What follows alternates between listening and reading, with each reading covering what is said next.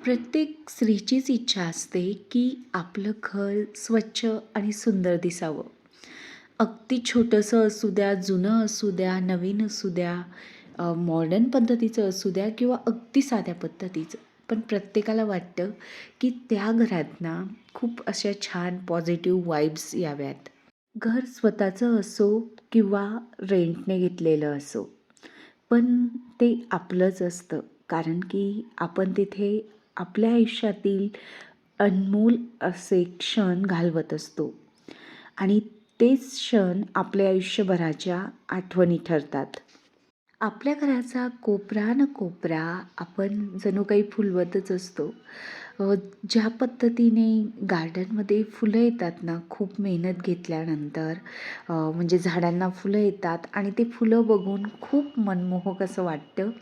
अगदी त्याच पद्धतीने आपण आपल्या घराचा कोपरा न कोपरा स्वच्छ करून त्याला व्यवस्थित लावला आणि त्याला नॉर्मली थोडं जरी म्हणजे सजवलं ना, तर तेही अगदी आपल्या फुलझाडांना आलेल्या फुलांप्रमाणे मनमोहक होण्यास मदत होते. नमस्कार, सुहासिनीज लाईफस्टाईलमध्ये मैत्रिणींनो तुमचं खूप खूप मनापासून स्वागत आहे. आज मी नाश्त्यासाठी बनवलं होतं पोहे, नंतर उसळची पातळ भाजी बनवलेली आहे आणि त्यासोबतच शेपू अगदी थोडीशी शिल्लक होती, तर ती मी कोरडी बनवलेली आहे आणि बाजूला हा भाताचा कुकर आहे. सकाळी उठल्यानंतरच ना अंथरुणं आवरून घेत असते मी, पण सुट्टी होती काल, त्यामुळे ना सगळेजण उठले नव्हते.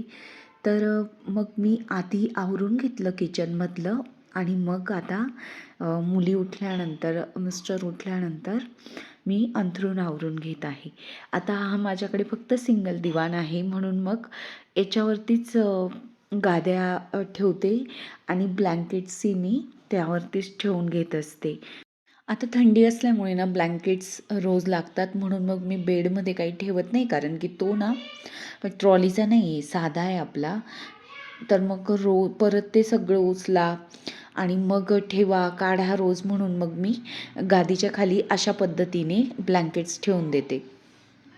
ही बेडशीट मी नाशिकला ना आमच्या गल्लीतच एक टेम्पोवाला असतो त्याच्याकडे मिळते. जो सिडकोकडे जाणारा रस्ता आहे ना गोविंदनगरमधून, तर त्या बाजूला त्याच्याकडून ₹250ला घेतलेली ही मी. चांगली आहे एकदम. आणि जी सोप्यावरती मल्टिपल कलर्सची बेडशीट आहे ना, उलट ती ₹450ची आहे. पण त्यापेक्षा मला ही 250ची बेडशीट्स क्वालिटीला चांगली वाटते. माझ्याकडे ना डबल बेडच्या पण त्यांच्याकडच्या बऱ्याच बेडशीट आहेत. कितीही धुवा, उन्हात टाका, पण ना त्यांचा कलर डाऊन नाही होत.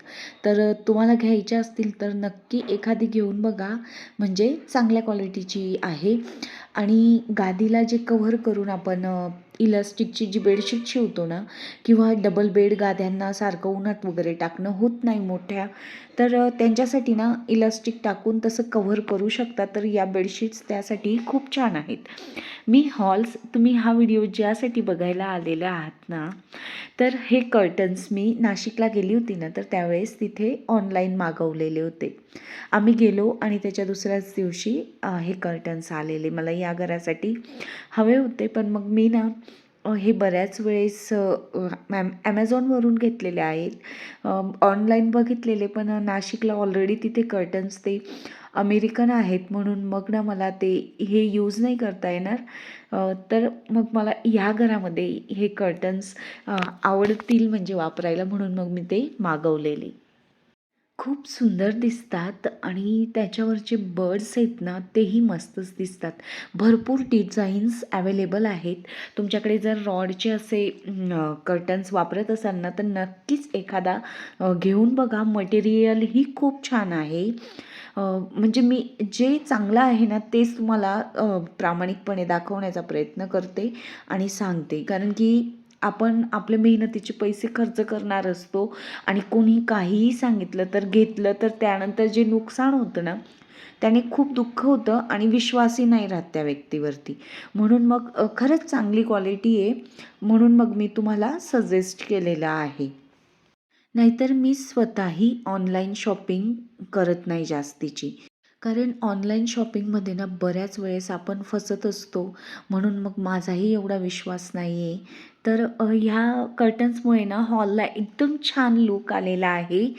दोघंही विंडोला मी मागवलेले आहेत. मला ही बर्ड्सवाले सगळ्यात जास्त आवडले. दुसरे जे आहेत ना त्यांची वेगळी डिझाईन्स आहे. गेल्या 2 दिवसापासून ना जरा पावसाचं वातावरण होतं, म्हणून मग जरा उजेड ना कमी दिसतोय. पण जेव्हा आपलं प्रकाश असतो ना, तर त्यावेळेस खूप छान दिसतं. आणि ही सोप्याची जी बाजू आहे ना, तर त्या बाजूलाही मी हा दुसरा सेट घेतलेला आपला याचा कर्टन्सचा, तर तोही मी तुम्हाला ओपन करून दाखवते. आणि ह्या ज्या म्हणजे सोप्याचे कुशन्स होते ना उषा, तर माझ्याकडे ऑलरेडी ना हे 4 कवर होते. हे 4ही कवर मी इंडियन क्लासिकमधून घेतलेले होते नाशिकला. ज्यावेळेस आमचा सोफा बनवला होता ना, पण सोफ्याला एवढ्या उशा आमच्या मोठ्या होत होत्या, म्हणून मग ते कवर पॅकच्या पॅकच होते. तर मग मी आता या सोफ्याच्या म्हणजे उशांना वापरून घेत आहे, की जेणेकरून वायाही जाणार नाही. आणि या कलर्समुळे ना खूप छान उठून असा सोफा दिसतोय. मला सोफ्याचं कव्हरही चेंज करायचं आहे. क्रीम कलर किंवा व्हाईट कलरमध्ये घ्यायचं आहे, पण हळूहळू सगळं थोडंसं घेऊ. इंडियन क्लासिकमधून ना मी पोळ्यांचे कापडही खूप छान असे आणलेले आहेत. तुम्हाला बघायचे असतील ना, तर मला नक्कीच कमेंट्स करा. मी दाखवलेच ते, पण मला वाटलं की म्हणतील काही दाखवत असते. अतिशय सुंदर असे म्हणजे ना मस्तच आहेत, युनिक आहेत आणि कॉटनचे आहेत. जर वाटत असेल तुम्हाला बघायचे असतील तर मला नक्कीच या व्हिडिओच्या खाली कमेंट्स करा. मी नक्कीच दाखवेल पुढच्या व्हिडिओमध्ये. दोघंही कर्टन्सपैकी तुम्हाला बटरफ्लायवाले आवडले की बर्ड्सवाले आवडले तेही मला नक्की सांगा. कर्टन्स लावल्यानंतर हॉलचा लूक कसा दिसतोय तेही मला कमेंट्सद्वारे नक्की सांगा. कारण की तुमच्या कमेंट्स ना मला नवीन व्हिडिओ बनवण्यासाठी प्रेरणा देत असतात. आणि कमेंट्स करणं, नंतर चॅनलला सबस्क्राईब करणं आणि व्हिडिओला लाईक करणं हे सगळं फ्री आहे मैत्रिणींनो. फक्त यामुळे ना मला मोटिवेशन मिळत असतं. घर ना प्रत्येकाचं सुंदर असतं, फक्त फरक हा असतो की कुठेतरी वस्तू पडलेल्या असतात. प्रत्येक कानाकोपऱ्यात वस्तू पडलेल्या असतात आणि त्या आपण त्यांच्या जागेवरती प्रॉपर ठेवत नाही. तर त्यामुळे ना घर खूप असं म्हणजे विस्कटलेलं दिसतं, अस्ताव्यस्त दिसतं. आणि तिथे ना मग आपल्याला प्रसन्नपणा वाटत नाही. आणि फक्त घर म्हणजे त्या घरातला पसारा आवरून ठेवणं, प्रत्येक वस्तू जागच्या जागी ठेवणं हे खरंच खूप महत्त्वाचं आहे. त्यामुळे ना आपलं घर खूप छान दिसायला मदत होते, सुंदर दिसतं, स्वच्छ दिसतं आणि प्रसन्न. आणि त्या घरातून ना खूप पॉझिटिव्ह वाईब्स येतात. इथे तर जास्त वस्तू नाही आहेत, पण मला काहीतरी बदल हवा होता घरामध्ये आणि जरा प्रसन्न वाटायला हवं असंही वाटत होतं. म्हणून मग मी ह्या चौरंगाचाच वापर करायचं ठरवलं. तिथली झाडं होती ना ती इंडोर प्लांट्स ते उचलून घेतलेली आणि त्यावरती ना मी आता जरा थोडंसं छान वाटावं, मनाला उभारी यावी म्हणून मग मी एक छोटासा प्रयत्न केलेला आहे. माझ्याकडे ही उरली आहेच तर. आणि देवपूजेसाठी मी थोडी फुलंही आणलेली होती, तर त्यांचा उपयोग करून मी जरा अजून घरातलं वातावरण प्रसन्न करण्यासाठी पाणी घेतलं उरलीमध्ये आणि त्यामध्ये मी छान असे फुलं टाकून ती डेकोरेट करून घेतलेली आहे. स्त्रियांचा आनंद ना या छोट्या छोट्या गोष्टींमध्ये असतो.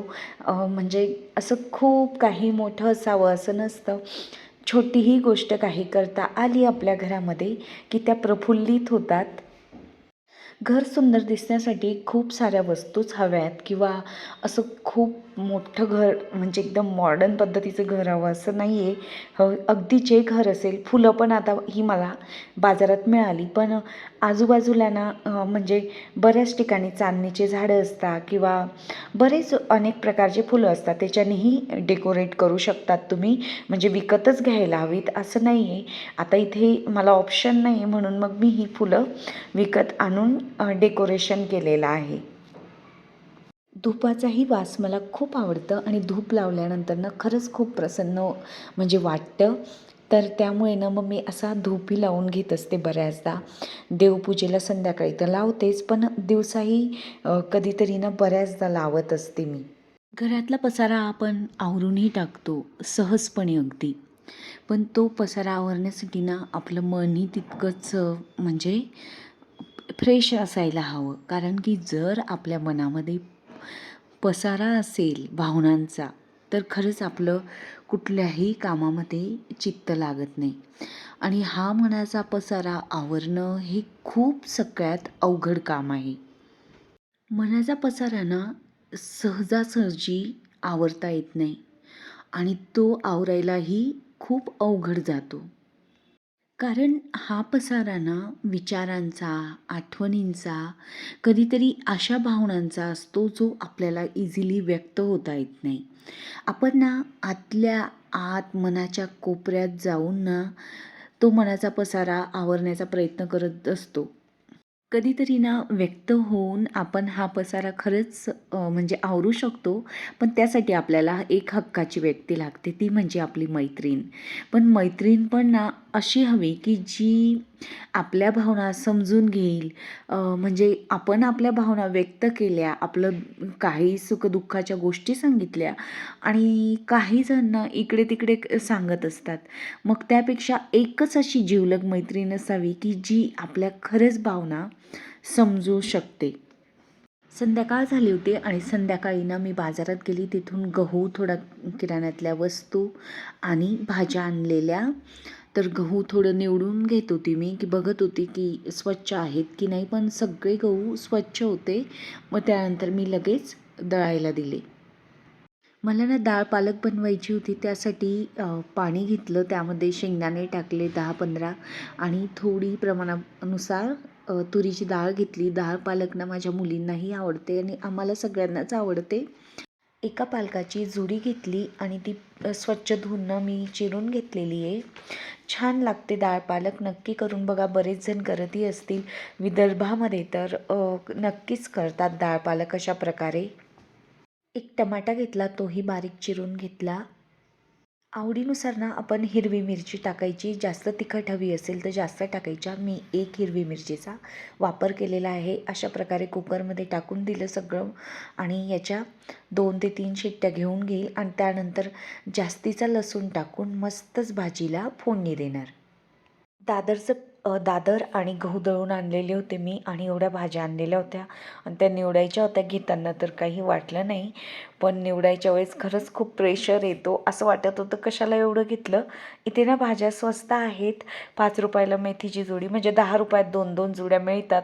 म्हणून त्या मोहात ना मी 2-2 जुड्या घेऊन घेतल्या आणि घरी आल्यावरती मला वाटलं की आता एवढं निवडलं कसं जाणार. वाटाणे निवडायला, चवळी, तुरीच्या शेंगा निवडायला ना मला मुलींनी मदत केली. मग त्यामुळे जरा सोपं झालं आणि मी भाज्या जवळपास 11 वाजेपर्यंत निवडलेल्या. चला, अशाच नवीन नवीन व्हिडिओसोबत आपण भेटूया.